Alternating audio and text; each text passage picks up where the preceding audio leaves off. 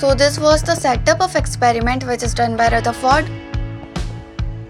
Now we will see the observations of this experiment.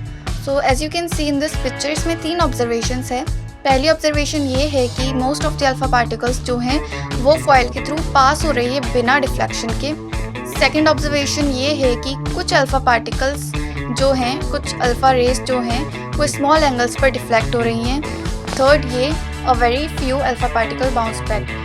इनमें से बहुत ही कम अल्फा पार्टिकल्स ऐसे हैं जो कि बाउंस बैक हो रहे हैं. Now we will see the conclusion. So the first conclusion is atom के अंदर का जो ज़्यादातर स्पेस था वो एम्प्टी था, जैसे कि हमने एक्सपेरिमेंट में देखा कि ज़्यादातर अल्फा पार्टिकल्स पास थ्रू हो गई थी. इट मीन्स एटम के अंदर खाली स्पेस ज़्यादा है. सेकंड, कुछ स्मॉल एंगल्स पर डिफ्लेक्ट हुई थी, हमने देखा था. इट मीन्स वो क्यों डिफ्लेक्ट हुई थी, वो प्रोटॉन्स की वजह से डिफ्लेक्ट हुई थी. Third, the size of the nucleus is very small as compare to atom. It means कि न्यूक्लियस का साइज जो है वो एटम के कंपेरिजन में बहुत छोटा है.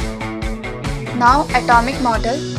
सो द फर्स्ट पॉइंट इज कि जो पॉजिटिव चार्ज है और मोस्ट ऑफ द जो मास है एटम का वो कंसनट्रेटेड है एक स्मॉल रीजन में, जैसे न्यूक्लियस कहते हैं. सेकंड, हमारा जो न्यूक्लियस है एटम का वो इलेक्ट्रॉन से सराउंड है, मतलब इलेक्ट्रॉन्स उसके आसपास सर्कुलर ऑर्बिट्स में घूमते हैं. सेम वैसे ही जैसे हमारे सोलर सिस्टम में प्लैनेट्स अराउंड द सन घूमते हैं.